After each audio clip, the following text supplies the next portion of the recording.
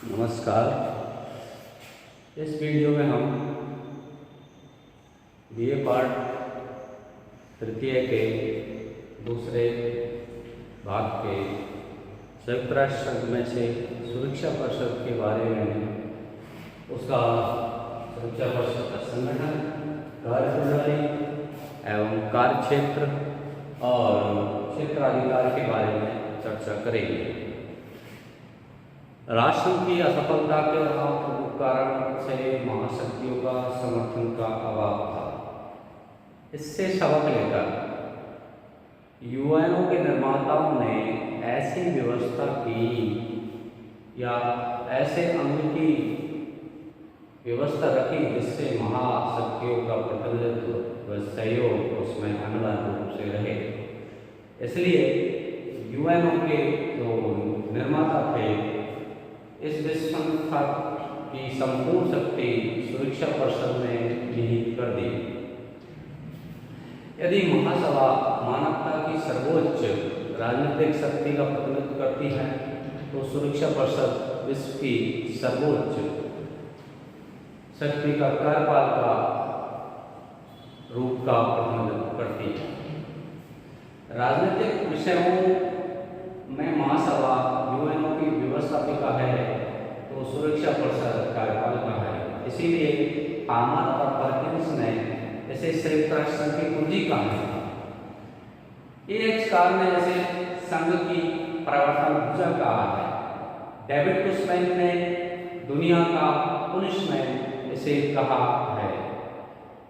और 1990 के बाद एक ध्रुवीय विश्व में अब तो यूएसए ही यूएनओ हो गया है, ऐसा यूएसए की गतिविधियों और संयुक्त राष्ट्र संघ की कार्यप्रणाली पर उसके प्रभाव के कारण कहा जाता है। सबसे पहले इस संगठन पर चर्चा करते हैं। संयुक्त राष्ट्र संघ सुरक्षा परिषद संयुक्त राष्ट्र संघ के चार्टर के 5वें अध्याय में इसका वर्णन है। इसके अनुसार सुरक्षा परिषद के 5 स्थायी सदस्य और 6 अस्थायी, कुल 11 सदस्य होते थे।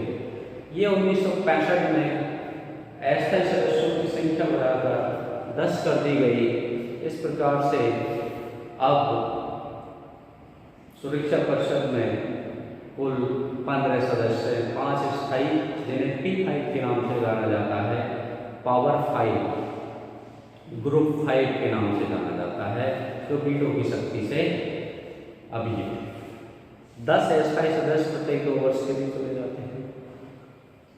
ये अस्थायी सदस्यों का सुरक्षा परिषद में क्षेत्रीय संतुलन भी बैठाया गया है।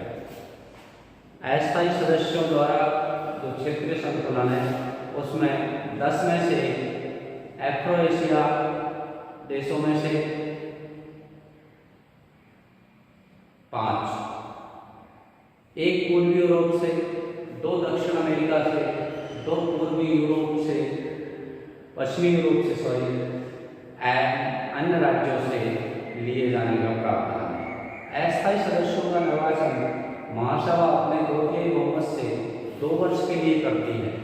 कोई भी सदस्य उन्हें उसी वर्ष अस्थायी सदस्य नहीं चुना जा सकता, जबकि उसका कार्यकाल समाप्त हुआ हो। इस प्रकार से अस्थायी सदस्यों का जो प्रावधान है, उस संयुक्त राष्ट्र सुरक्षा परिषद में क्षेत्रीय प्रतिनिधित्व को संतुलित करने के लिए। सुरक्षा परिषद की जो कार्य प्रणाली है, उसके बारे में इसके जो 5 स्थायी सदस्य हैं और 10 अस्थायी सदस्य हैं, वो निरंतर कार्य करने वाली व्यवस्था के रूप में काम करते हैं। ये हमेशा वर्किंग में रहने वाला संगठन है। इसकी बैठक 14 दिन में एक बार और आपातकाल में अल्प सूचना पर 24 घंटे की सूचना पर ही बुलाई जा सकती है। सुरक्षा परिषद में प्रत्येक सदस्य राष्ट्र के सिर्फ एक प्रतिनिधि रहते हैं। कुल जो 15 सदस्य है, परिषद की बैठकों में अधिकतम 15 सदस्य उपस्थित रहते हैं, जिनमें से गंभीर विषयों पर विचार विमर्श करने एवं निर्णय प्रक्रिया संबंधी मामलों में जो प्रोसीड्यूरल मैटर्स हैं के लिए 9 मतों की आवश्यकता होती है। 9 मतों में 5 स्थायी सदस्यों की सहमति आवश्यक है। प्रक्रिया संबंधी मामलों में कुछ विषय हैं, जैसे संयुक्त राष्ट्र की जो सुरक्षा परिषद है उसकी बैठक का समय और स्थान तय करना, इसके सहायक अंगों की स्थापना करना, कार्रवाई एवं संचालन के नियम और सदस्यों को बैठक में सम्मिलित होने के लिए निमंत्रित करना आदि।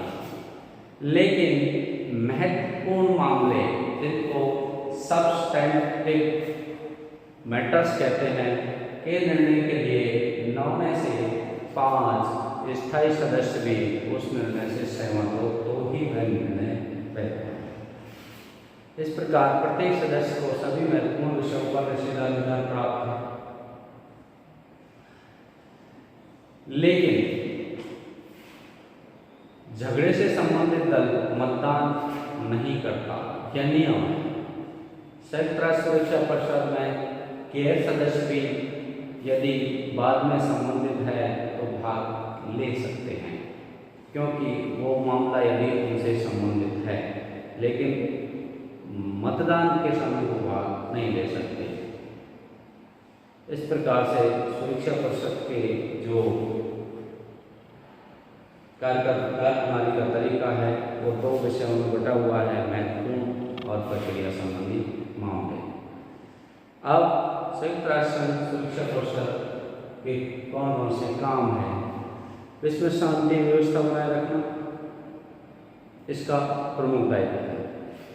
क्षेत्राधिकार में आने वाले बहुत से विषयों में उसे कानूनी रूप से बाध्यकारी अधिकार प्राप्त है, जैसे नए राष्ट्रों का संयुक्त राष्ट्र में प्रवेश करना, उनको सदस्यता प्रदान करना, महासचिव का चयन, अंतर्राष्ट्रीय न्यायालय के न्यायाधीशों की नियुक्ति आदि कार्य वह महासभा से मिलकर करती है, लेकिन बाध्यकारी प्रभाव रखते हैं, यानी सुरक्षा परिषद उनमें महत्वपूर्ण भूमिका रखती है। बिना उसकी स्वीकृति के महासभा ये काम नहीं कर सकती। सुरक्षा परिषद अपने आंतरिक मामलों का स्वयं निर्णय करती है, यद्यपि महासभा उनके संबंध में चर्चा सिफारिश कर सकती है। सुरक्षा परिषद शांति भंग करने वाले राष्ट्र या संगठन के विरुद्ध कूटनीतिक, आर्थिक, सैनिक कार्रवाई करने का अधिकार रखती है एवं सदस्य राष्ट्र चार्टर की इच्छानुसार उक्त निर्णय को मानने और लागू करने को बाध्य है। चार्टर में सुरक्षा परिषद को अधिकृत किया गया है कि वह शांति की स्थापना, जल, थल, नभ का यथोचित प्रयोग कर सके। इसके लिए सुरक्षा परिषद सदस्य राष्ट्रों से किसी भी समय उसे सेनाएं उपलब्ध कराने को कह सकती है या उसका अधिकार है। सुरक्षा परिषद की सिफारिश पर महासभा किसी उद्दंड राष्ट्र को यूएनओ की सदस्यता से निलंबित या बहिष्कृत नहीं कर सकती है। इसी प्रकार से संयुक्त राष्ट्र सुरक्षा परिषद यूएनओ चार्टर में परिवर्तन अनुच्छेद 109 के अनुसार महासभा के 2/3 बहुमत के अतिरिक्त सुरक्षा परिषद के स्थायी सदस्यों के समर्थन के आधार पर ही कर सकती है। अर्थात सुरक्षा परिषद संयुक्त राष्ट्र संघ के जो चार्टर है उसमें भी महत्वपूर्ण परिवर्तन कर सकती है। अब सुरक्षा परिषद अपने कार्यों को किस प्रकार से अंजाम देती है? अंतर्राष्ट्रीय विवादों से निपटने हेतु सुरक्षा परिषद सबसे पहले संबंधित राष्ट्रों को आपसी वार्ता और पत्र व्यवहार के लिए प्रेरित करती है। ये विमर्शी शक्तियाँ हैं। दूसरा, पंचों, मध्यस्थों या अंतर्राष्ट्रीय न्यायालय द्वारा निर्णय का सुझाव सुरक्षा परिषद दे सकती है। तीसरा जो कार्रवाई का तरीका है वह दोषी राष्ट्र के विरुद्ध आर्थिक प्रतिबंध, आर्थिक नाकेबंदी का सुरक्षा परिषद प्रयोग कर सकती है। अंतिम रूप से सुरक्षा परिषद उद्दंड राष्ट्रों के खिलाफ सैन्य कार्रवाई भी कर सकती है। इस प्रकार सुरक्षा परिषद की शक्तियाँ और अधिकार उसे इतने शक्तिशाली हैं या शक्तिशाली बनाते हैं कि यदि सदस्य स्थायी राष्ट्र एक मत होकर कार्य करे तो विश्व में शांति भंग होने का भय हमेशा के लिए समाप्त हो जाए। लेकिन महाशक्तियों में विचारधारा और राष्ट्रों हितों का जो टकराव है यह संभव नहीं है। इस प्रकार सुरक्षा परिषद अंतर्राष्ट्रीय शांति और व्यवस्था बनाए रखती है। सुरक्षा परिषद की सैनिक स्टाफ समिति सैनिक कार्रवाई की सिफारिश और नियंत्रण करती है, लेकिन यह परिषद सुरक्षा परिषद के अधीन है। तो सैन्य कार्रवाई के लिए जो समिति है वह सुरक्षा परिषद के निर्देश पर करती है। इस प्रकार हम देखते हैं अंतर्राष्ट्रीय शांति व्यवस्था बनाए रखने के लिए संयुक्त राष्ट्र एक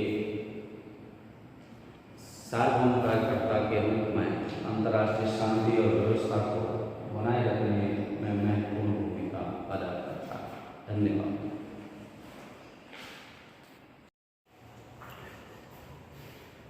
सुरक्षा परिषद की कार्यप्रणाली में वीटो का प्रयोग या वीटो के माध्यम से सुरक्षा परिषद कैसे काम करती है इसका प्रावधान महत्वपूर्ण है। यूएनओ के चार्टर की धारा 27 में सुरक्षा परिषद में मतदान प्रक्रिया का वर्णन है, जिसके अनुसार प्रक्रिया संबंधी और महत्वपूर्ण विषयों पर सुरक्षा परिषद के 9 में से 9 स्थायी या कहें 9 स्वीकारात्मक मतों से किए जाने का प्रावधान है। कोई भी मामला 9 सदस्यों के स्वीकारात्मक मत उसके लिए होना जरूरी है, लेकिन प्रक्रिया संबंधी विषयों में 9 मतों में से 5 स्थायी सदस्यों की सहमति आवश्यक है। यदि 5 स्थायी सदस्यों में से एक महत्वपूर्ण विषय के विपक्ष में कोई मत देता है तो वह विषय अस्वीकृत समझा जाएगा।